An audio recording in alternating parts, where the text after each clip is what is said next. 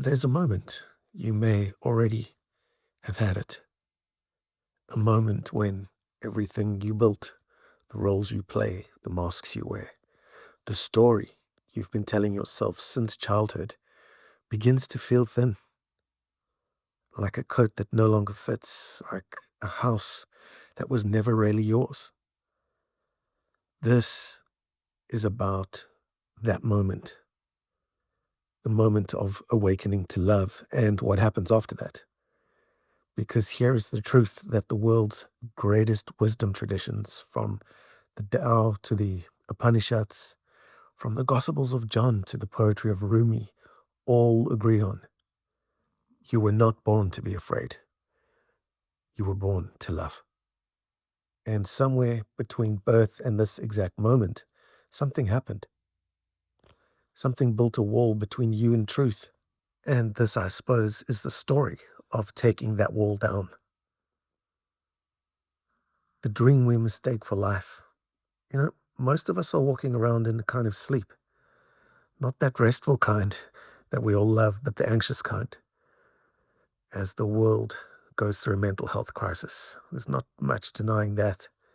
We're in our heads today, running old programs, replaying old wounds, bracing ourselves against a world that we've decided somewhere deep down is not safe. And we don't even know we're doing it. This is what I call living from the frightened personality. And it's important because now the personality, your ego, your survival self, or your mask, whatever you want to call it, is not the enemy. I just want to be clear about that. It was built for a reason, a good one. It was built to protect you. When you were small and the world was big and sometimes frightening, your personality steps up. It says, I'll handle this. I'll be tough, or I'll be quiet, or I'll be perfect, or I'll be funny, or I'll never need anyone. And it worked. It worked fine for a while. But here's the problem, see? The personality does not know when the war is over. It keeps fighting battles again and again that ended 20 years ago. It keeps building walls against people who might actually love you. It keeps you small, not out of cruelty, but out of habit.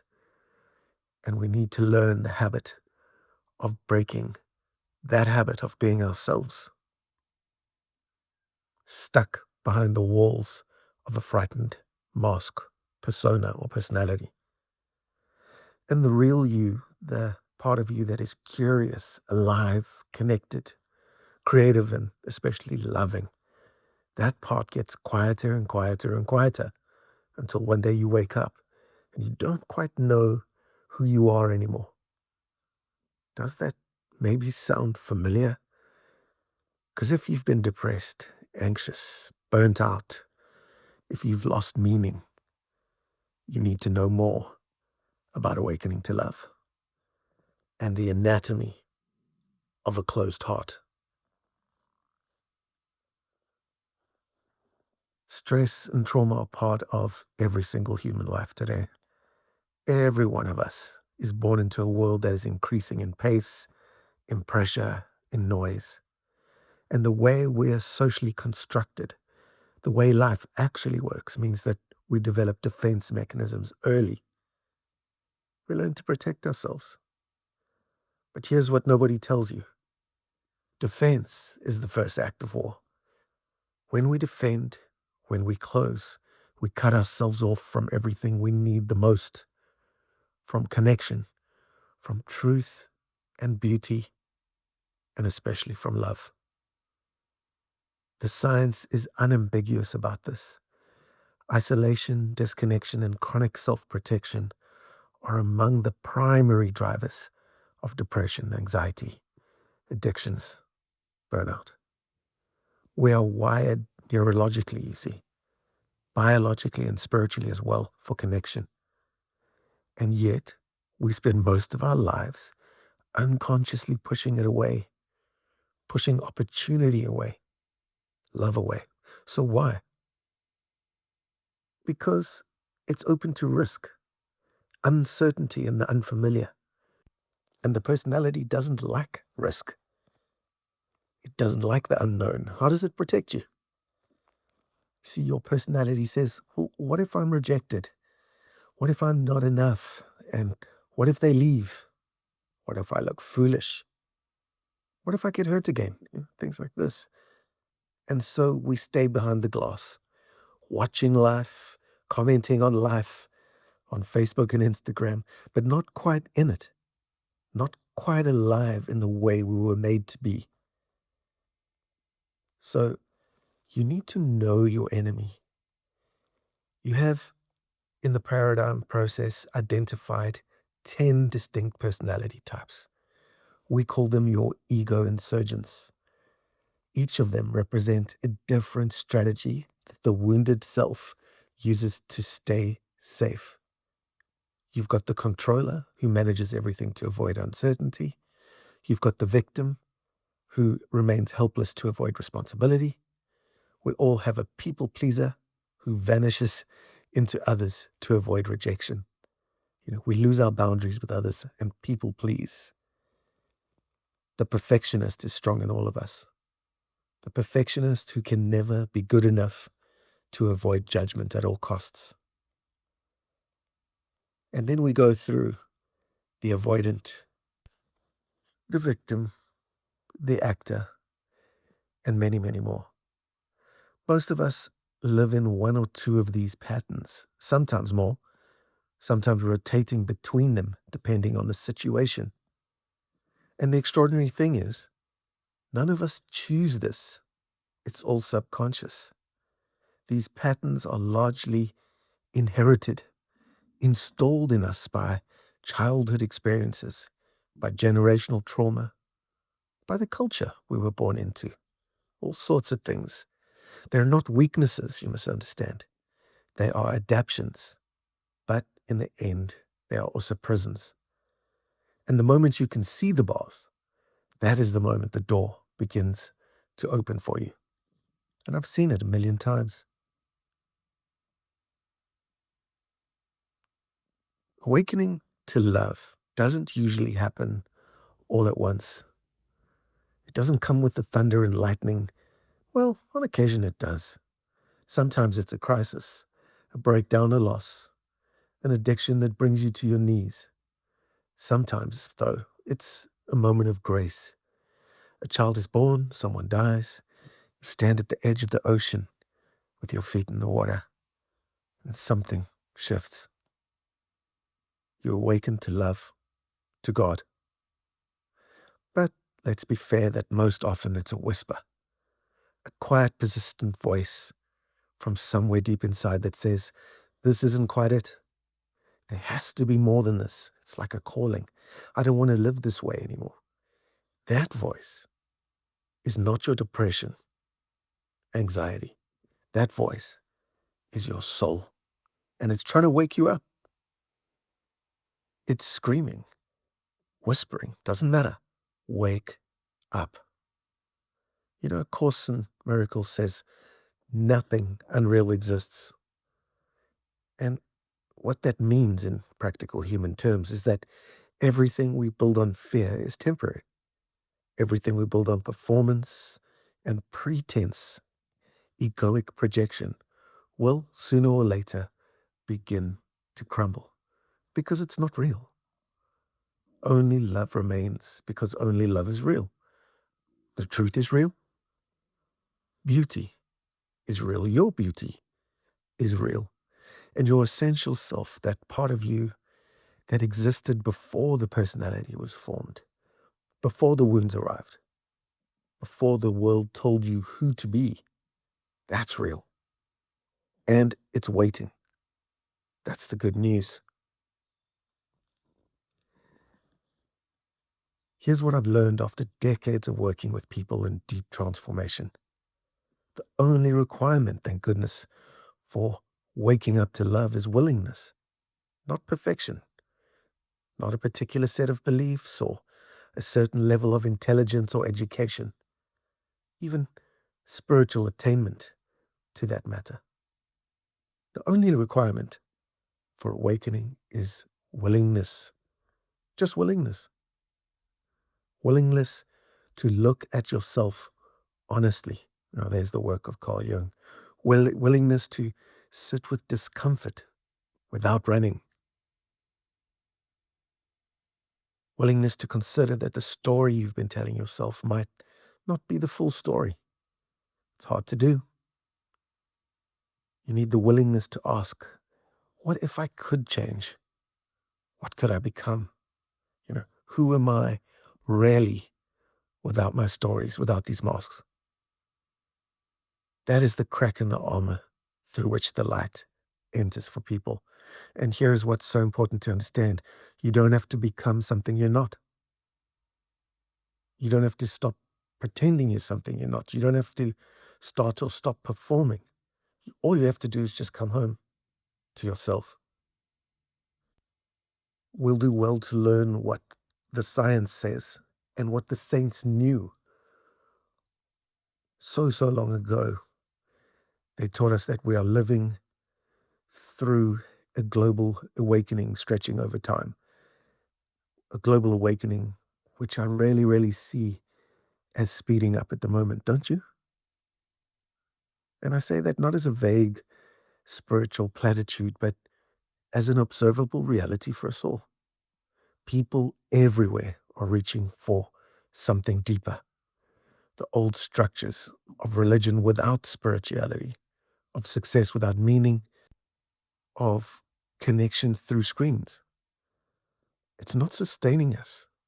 And that's a good thing. Nothing unreal exists for very long. So rates of anxiety, depression, and loneliness have reached epidemic proportions, even as our material circumstances continue to improve every decade. We all live like kings now. Neuroscience is now confirming what mystics have known for millennia, that the human brain is neuroplastic. It can and must change. The patterns installed in childhood are not permanent at all. The walls can and must come down, and new neural pathways can be built literally through practice. In other words, through what we do continuously. That's who we're becoming, right? So through love, through gratitude, compassion, and mindfulness. That's how we get there. That's what we practice. Love doesn't just feel better than fear. It functions better. It also heals, it expands and creates. Fear, of course, contracts, diminishes, and destroys. Two paths, two very different paths, and you need to take the road less traveled. Fear is easy. Love is hard. So we have that choice in every moment, in every breath. Which one will you operate from? So that's the paradigm shift that we're talking about today. It's available to absolutely everybody. It's a return to the sacred self. Beyond the personality, beyond these ego insurgents, the masks, and the defenses and fear-based strategies, there is something else. And we call it sacred self. You can call it anything you like. Your higher self, your authentic self, doesn't matter. The name doesn't matter as much as the recognition, the awareness. Everybody's almost certainly touched it at some time or another. In a moment of pure presence, watching a sunset, holding someone you love, creating something beautiful, losing yourself into music or movement, contemplative practice, or prayer to God, God who is love. In those moments, the personality goes quiet. That's the be still and know that I am God. In those moments, the chatter stops and something else arises. Something that feels, and this is the world that people are starting to see again and again. We have a calling to come home, a desire to grow. to go somewhere, to remember the person you always knew you could be. That is your sacred self. It's not something you have to build or earn or achieve. Not at all. It's quite the opposite. It's what you already have underneath everything that was added year after year to survive. Now let's be practical here as we talk about the practice of love, of awakening to love, because spirituality without practice is just poetry. Beautiful, but not quite useful. Love, real love, the kind that heals and transforms, is not primarily a feeling, it's a practice. Love, my friends, is a verb. It's not a thought, a pink cloud, not at all. It's a decision you make in the ordinary moments of an ordinary life. When you wake up and choose to begin from gratitude, for example, simply gratitude rather than dread. When you sit with your discomfort instead of reaching for the phone, the drink, the argument, the endless scrolling, that's practice. When you look at yourself in the mirror without contempt, that's self-love. When you even listen to another person, really listen without preparing your next response. When you get into that gap, you start to do great things like forgive, let go, even when you don't feel like it, even before you feel like you're ready. So when you change the way you look at things, because when you do that, the things you look at change, remember it includes you, the person looking back at you in the mirror. Love is something you put on like a coat. You don't wait to feel it before you practice it. You practice it until it becomes what you feel. Okay? If you can hold it in your head, you can hold it in your hand. You practice it until it becomes what you feel, what you do.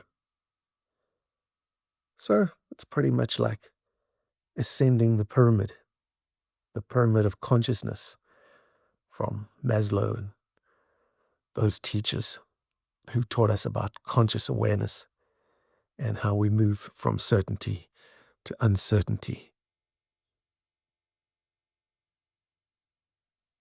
At the base, where we start from, is raw survival instinct, pure need, the infant self. And as we grow, we develop personality. And for most of human history, most people just live here in roles, in defense, in performance. They get lost. They lose themselves to a story. But for many people, we shift from personality to love. And this is the crossing we're talking about here today. This awakening out of fear into love.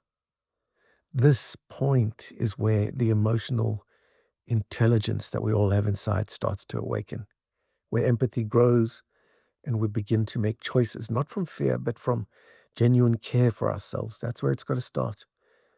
From there, care moves to others. Then it moves to the world. And above that, we develop spiritual intelligence, contemplative intelligence, where we understand that everything is one. It's what the wisdom traditions called enlightenment. And understand that you're on this path right now. The question is, are you moving? Are you ascending and growing?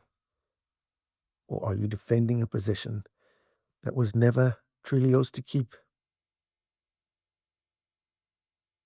What's really important to me in this process of awakening is beauty, truth, and reality. When you begin to wake up, really wake up, something astonishing happens. The world becomes beautiful. It's not because the world changes, it's because you change. The same street you've walked down 100 times suddenly glows. The same face you've looked at for years suddenly moves you. You notice a bird on a wire. You see the light through a window, the sound of the rain again. That's contemplation, being able to think about thinking and see reality as it is without a story. None of this is sentiment. It's reality. Reality actually as it is when you stop filtering it through fear. The mystic poet Rumi, who's definitely a favorite of mine, wrote, "Out beyond ideas of wrongdoing and right doing, there's a field. I'll meet you there," he said. That field is love. Isn't that beautiful? That field is what the world looks like when you stop being at war with it, when you stop needing it to be different, trying to control it. No. When you surrender, not in defeat, but in trust, to the extraordinary, improbable, to the uncertain, miraculous fact of the beauty of your own existence. So just contemplate for a moment. You're here. You're alive. You are, at your deepest, most essential core, love itself. So why not awaken to it? The personality can be forgotten, but forgetting is not the same as losing. And we need to integrate that personality into our sacred selves, transcend and include it. That's our story into who we're becoming. It's part of the deal.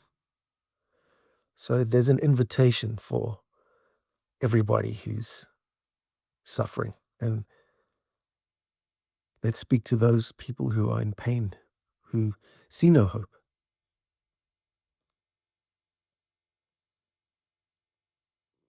Understand that your pain is not a mistake. It's a signal from the deepest part of you that something needs to change. Remember that it's not because you're broken. It's because you are alive, experiencing. And your aliveness alone is pushing against the cage of who you've been told to be. Depression, it's often unexpressed creativity, deeply pressed down, deeply pressed depression. Anxiety, on the other hand, is often suppressed potential, a separation from love. Like an addiction is often unmet love. None of this is to minimize suffering. Pain is real, but your pain is not you. So you need to awaken to love, to conceptualize that, to understand that. It's always here right now where the journey begins. Isn't that beautiful? It's good news.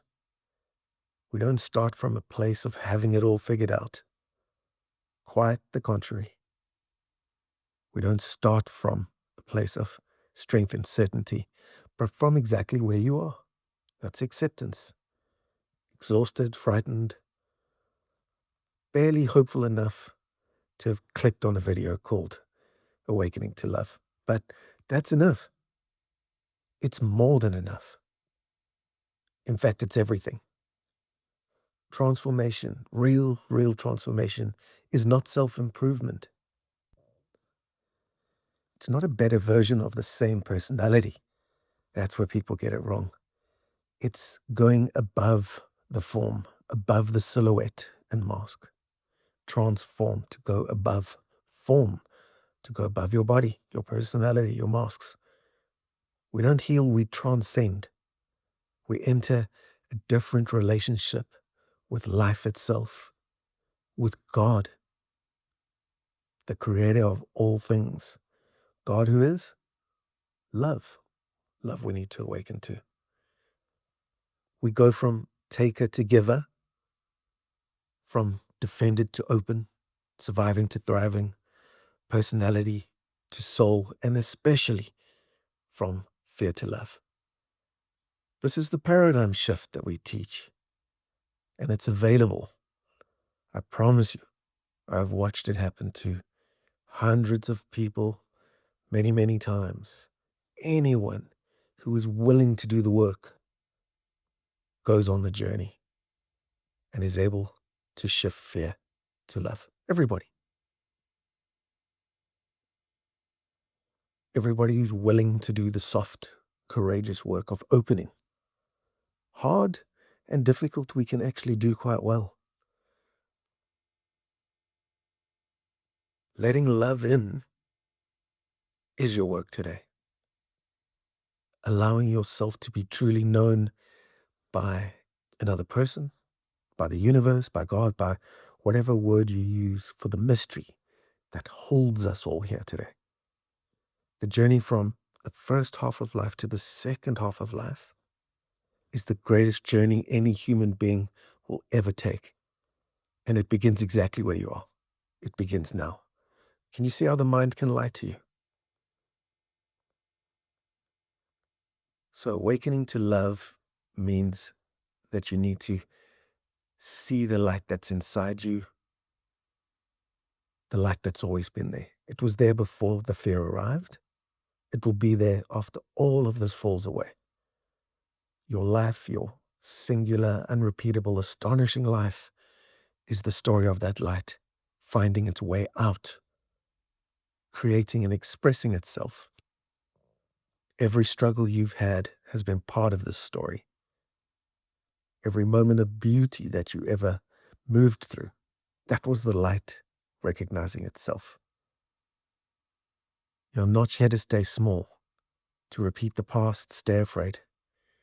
You're here to wake up, to love, to be loved, to contribute to something beautiful. And the moment you make that decision, really, really make it, the moment you choose it, the universe moves. Knock and the door will be opened. Ask and you will receive. When you choose it, things shift. People appear. Doors open. This is not magic, not just the law of attraction. This is consciousness. It's what happens when you align with beauty, truth, and goodness. So here's my invitation to you. Not instruction, invitation. Go gently with yourself. Speak to yourself as you would speak to someone you love. Sit in silence for 10 minutes. Just breathe. Contemplate. Don't think. Contemplate. Ask yourself honestly and openly, what would love do here and now? What would love do here and now? And then do that. And then do that again tomorrow and the day after. This is contemplative practice. It's the path, the paradigm process. And it'll change your life. Not because I say so, because it's already who you are. You are already love. Each and every one of you. You're just waking up to it. So, welcome home.